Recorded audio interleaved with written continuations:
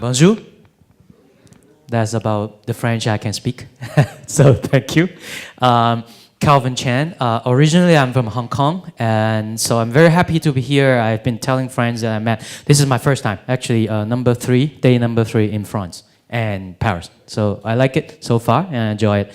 Thank you for waking up and coming on time. And just a little introduction about myself and the company, maybe 1 or 2 minutes. And I go into the case that I prepare and some of the great solutions that we are trying out. I wouldn't say we're already doing very great with O2O. So I'll talk about that. So myself, as I mentioned, I was raised in Hong Kong, worked in the US, China. So I have not worked in Europe, although in the past couple of years I came almost every year for work and for leisure reason. And I personally like Europe a lot. So very, very much appreciate this chance that Laura invited me. I believe we met last year in Beijing. Global Mobile Internet Conference is actually coming. I'm not the organizer, but I'm promoting. For those of you who would like to see the mobile internet scene in China, you got to come. This thing is maybe last year they had 30,000 people attending. This year the organizer is saying they have 100,000 that are targeting in Beijing. It's called GMIC, and we can talk offline. So my background has been with data analytics, research, and just from a so-called the third-party point of view, looking at the client side, looking at the publisher side, and how can we bring insights and data for business to make better decisions. So in a nutshell, this has been my past 5 years with AppMaster, which is a local Chinese startup, by the way, 11 years ago. So we started with advertising tracking, going all the way to social media, e-commerce data. So today I'm actually bringing one of the new things that we're trying with the China markets, promising future is that, a lot of enterprises talk about digital. You have a lot of data available by digital. But, don't forget that most of us, and I think most of your organization, you still have a lot of offline stuff. Agree? Any of you who actually runs a store or shop or service? Can you raise your hand? Not many. So all others are digital. Is that? Or you're an agency with services, don't have a store. But even if you're an agency, well, I consider our business is similar to an agency world because it's a service-based economy and we provide a tool or SaaS software to the company. But we also have a lot of data in-house. How do you actually connect those data with digital online data is key. So that's why I have this topic that I proposed to Laura that I would really like to do that. And so I know some of you might not have a store, you might not have a brand or a product that you're selling to a consumer, but bear with me, I'm just going to use that as an example. So say you're in Paris, you're a luxury brand, or you're an automobile like yesterday, DS, you have a dealership, store, or shop. I think that would be very relevant for today. But let me go into it. So the background is that I think we've been talking a lot about China, right? In the past day and maybe in the past couple of years for you. I lived in China for about 12 years. Being even from Hong Kong, China has been a very great place for me to learn. And I would like to share this slide that I recently just learned from an economist event in the past month. This is how economists define middle class and all the other different classes. For those of you who are familiar with World Bank or IMF, this is very different from our friends at Economist. They define it with the actual ownership of some products. So it's not income level. You usually go with an income level. Especially, I find it very personally very attached to this model because in China, as yesterday we were talking about, I remember, Oliver from Leica and Yes from DS were talking about most of their consumers are getting younger in China, right? So you can see that, economists define whoever owns a car as a middle class. And for most of you who are from Europe, just to give you a background, in China, to be a middle class, I think is an aspiration for Chinese friends in the crowd. I think you will agree. In Europe or in US, middle class is kind of, you should be there. And then you might want to get up to the upper class or even the noblesse. But for China, middle class has been the aim for most people in the past 20 years. This sets a really good ground and need for us for our discussion today. Because then most brands need to understand how these people, when they're getting into the middle class, how are they actually making purchase decisions? It's very tough. It's very tough. China has 1.4 billion people. So from our tracking, we track all the online expenses. In our database, we track 347 cities in China. And when you go to a city in China, I used to live in the US. I think US has maybe less than 10 cities with a population of 1 million. China, I think we have maybe close to 100 with a million population above. So you're talking about very fragmented localities. And a Toyota, for example, manufacturer, they will have 500 dealerships across China. How can you actually look at these data coming from offline dealership stores, connecting to the online data of the consumer's behavior? It's a critical challenge, really, and practical challenge. And I'll be very frank, as I said, we are trying it out and we're innovating in this area. I don't think anyone in China has resolved it, even BAT, the BAT, Baidu, Alibaba, and Tencent. Because what Tencent, we've been talking about all these companies, Tencent is very strong on social and CRM. Alibaba is very strong on e-commerce. They're trying to cross over to the others, and they're keen competitors. And I'm just going to, for a moment, leave Baidu aside. They're little lagging behind. If you look at their financial reports, these two companies are really way beyond. But even with the two, they cannot resolve all the problems. That's why Alibaba has been working with Suning. For those of you who know, it's like Best Buy in the US. It's like consumer electronics stores. They're trying to get the offline component coming into the Alibaba group. So the need has been always there. I've been a marketing, data, and advertising world guy. This looks familiar, right? The conversion funnel. So in China, we talk about advertising impression, the ad impressions, the clicks, and then all the way from site landing, store visit. I think for most cases that we're going to talk about, that is the action that you want. And that is the tracking. And where's the missing link? It's really between the so-called site landing and the store visit. True? For most of you who have an offline store, you realize that you have all the online campaigns and all the activities driving people to come to your app, coming to your WeChat service account, coming to your .com website. But then, what's next? Are they actually making purchases in your stores? And not even purchase, are they actually making visits to your stores? And of those who you targeted online, how much of that audience is coming to your store? Is it effective? Which channel is the most effective one? I believe all the answers are no. Agreed? So that's why we came up with this great idea of, now that with digital, with mobile, and I would especially highlight, with mobile technologies coming along, I think we have a chance to succeed in this space, really connecting the dots. And as I mentioned, in my past 14 years or so, I've been in the data industry. I cannot tell you how excited I am. I used to do TV ratings. Anyone who knows TV ratings? I used to do print subscription analysis. I used to do direct marketing. I used to do a lot of things. All of that is not going to come into this glorious, I would say, holy grail. So let me talk to you how we actually do it. The idea is actually rather simple, but to get it work is really difficult. So I will talk about the idea first. On the left-hand side, for those of you who are more familiar with the online, advertising world, all this stuff, MAC address. I'm not saying MacBook, the MAC address, Android IDs. In China, first of all, it's very special. I think most European markets and the US, you have 70% or 60% iPhone penetrations. China has 70% Android. So we've been talking about Huawei. I think someone showed a chart. Top 5 rank in China, 4 of them are Android-based. Oppo, OPPO, is number 1 selling. They have 35 million in the past year, handsets. Number 2 is Huawei. So with all these IDs that you're collecting, and I think even our friends at all the Chinese companies collected them, and then you eventually want to put some sort of demographic tags, behavioral tags, psychographic tags, all the labels, right, to everybody, so the profiling. And then you also have media touch points for all the consumers and the target audience that you have. And for now, you think for a moment, is it easy to connect all these IDs, right? The MAC address, the Android IDs, to the media behavior? It's already a challenge, believe it or not. You have like Calvin Chan, myself, I have a MacBook, I have 3 cell phones. It's very hard. Indeed, I told my friend last night at dinner, I literally did that. I got 3 phones because I want to separate the phone numbers. That's for security reason, because I've been in the industry. So you have to separate your SIM cards and activities. Otherwise, you get into trouble. But even to connect that is a challenge, as I mentioned. And then you have to connect to the offline data. So I will tell you how we do the offline one. How we do the online one, and I will tell you how do we do the offline one, and then I'll tell you how you connect them. So online one.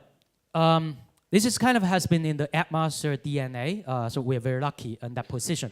So we track everything from when consumers see the ad online, all the way through purchase, and after post-purchase, they do comments and reviews and sharing. So like if you bought a product on, let's say Tmall, and you post it to your Weibo, we actually can track all the way through all these. Except one thing, within the Taobao, within the e-commerce space, inside the actual site, you cannot track. That's an Alibaba policy, right? It's like WeChat, you cannot do the WeChat moments. So there's still some limitation, as I mentioned. But we can literally really touch on every single touch points of a consumer from impression, what I call impression, all the way through purchase and post-purchase, right? So that's online. We got that figured out in the past 10 years. The challenge, as I mentioned, is offline. How do you get the offline one? So it's kind of a dilemma, On one end, you have a lot of, like, most of our clients are automobiles, IT, and FMCG and baby care products, and they're very proud of themselves that they have a lot of consumer information. So, for example, a baby care brand, they will have 1 million, let's say, followers on their WeChat. They have all these CRM database, which when they say CRM database, I think most people means phone numbers, cell phones, right? It doesn't really connect to any other things. I would say they're inactive database. So you have 1 million, like one of our biggest clients is Procter & Gamble. They have been struggling in China. How do you actually bring that, what they call the golden household, right, their membership database to what the online, and they're the largest online spender, how they can actually connect the data. So one easy thing, as we're also doing here, you connect to Wi-Fi, right? I think most of you are connecting to the Wi-Fi MC, yeah? So one thing scary, I'm going to throw out some scary stuff here. Even if you're not connected to that Wi-Fi MC, you are actually being monitored or watched, like Kung Fu Panda, you watch, okay? The way how they work is like any Wi-Fi provider, they have a router, right, in this space, and then there's a technology called probing or probe request. For those, I'm not a tech guy, but I learned it with my work. So the probe request is actually going to ping your phone all the time. It's going to listen. Okay, you're here, and if you have a couple of different spots that he can actually tell, like someone's watching, you can actually tell you are in that proximity. Okay, you're not connected, but you know that you've been watched in that proximity. So some of the things that we can track with that probe technology, I can read it from here because it's really small. So you don't have the precise location because you're not connected yet, right, with the probe. But if someone is connected to your Wi-Fi, then you have the precise connection location. But you have a lot of things like, okay, you might have the high level of understanding who's coming in, who's going out, and you might have an easy deployment once you have the Wi-Fi set up, and then you can set up a few of these probing stuff, and then what you're collecting basically is consumers coming into that space. And this is very useful for people like automobile guys, as I mentioned. They have a rather large footprint. It's not easy to confuse with the next door neighbor, and that location is a dealership. And so that's a good one. And just for comparison's sake, there are other technologies that have been used in the market, and you probably heard of beacon, like Bluetooth. You also have camera. I used to do camera too, facial recognition, sensors, camera, and you try to look at people. But obviously, apart from the privacy issue the camera will bring, people always worry about you back engineering what they did, or looking at who they are exactly. There's still some limitation about a camera because how many cameras you can install, right? And the coverage and the angles, right? How much you can cover. So with that offline Wi-Fi probing technology, what we can now resolve is really 4 business key issues. One of them is the actual conversion, as I mentioned, right? So you have online spending all the way from impression to site. And now you know that some of the people who watch your video or your ads also click on your ads and then went to your website or your campaign site. And then they also came to offline. Because the way how we do it is like when the Wi-Fi probing is collecting your so-called location, it actually collects your ID, like IMEI of your cell phone, or Android ID. And then for our advertising tracking database, we also collected your IDs, so we can map the IDs. Now you see how we can do that. And then with very smart campaign design, like some automobile guys, usually they will have you log onto a campaign site and then input your phone number for a test drive. I don't know if you do that in France or Europe, but in China, most of them, they want that. There's a page, HTML5, you can just put in your phone number. So that is a magic moment. Then you also connect with your cell phone number. So the cell phone number is now tied to your ID, your device ID. And the cell phone number is the bridge where you can bring in your offline database. You see? So you have the offline database, like the addresses they live in, maybe a survey they fill out, or your dealership got some of the information. So now you can have an opportunity to really bring everything together, to understand the conversion. So I think this has been a neat one. But what's even more? You can now know more about the consumer demographic. I'll tell you later with an example, right? And then the store visit. So as I mentioned, right, I'm a advertising data, media guy and marketing. So I always love to know which media channel is most effective, driving the traffic, either online or offline. So this connection of the online-offline data, it's actually going to help you with attribution. So which media? So for example, in China's case, you might have an advertisement on YouTube, the Youku, right? It's like the YouTube version, and you might have advertisements on let's say 360, right? Is David here? Yes. I hope you guys are most effective. Okay, so you have multiple investments on the online space, and then you want to understand, okay, is it 360 more effective than Youku? Then you can actually look at these offline visits, because like for David's clients, I think most of them are performance driven, right? So if he sells a car, or he gets 50% lift in the store visit to the dealership shop, I think he loves you, and he's going to pour in more money to David. So I think that's also a critical one. And then the last one is the brand data, because ultimately I always say to my clients, most people get really excited about big data. And you heard me only saying it for the first time, big data, right? But the problem, even for China, is that most people, believe it or not, they don't even have small data. Agree? Or they only have dead data, I call them. So it's not fluid. It's not robust. So once you did all those that I mentioned, now it's just not about conversion only. It's more about understanding your consumer, and you have a potential, which is a big thing now in the market. It's called data assets management, right? So data management platform I'm referring to. So once you did all of those, now you can track your consumer. Now you can do retargeting. Now you can tap into the so-called DSP, programmatic, and all the cool stuff that the market has been talking about. But before you did all those tracking data, social media analytics, connecting with your offline data, don't even mention about DMP. Don't even mention about big data. You would be ashamed because you don't have anything. Most of our clients, they spend millions and millions of dollars. They don't have a DMP because they did not connect all the data. So I would always consider, that is more important than building a DMP. So I have a little time left, but let me show you real quick an example. Auto, as I mentioned, I think that's the best example to showcase.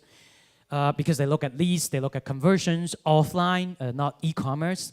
You can kind of place an order on Alibaba for a car, but the policies in China actually prevent you from buying the actual car online, because you have to go to the public security, which is the police department, to get your license. You actually have to queue in lines. You actually have to get all the paperwork done.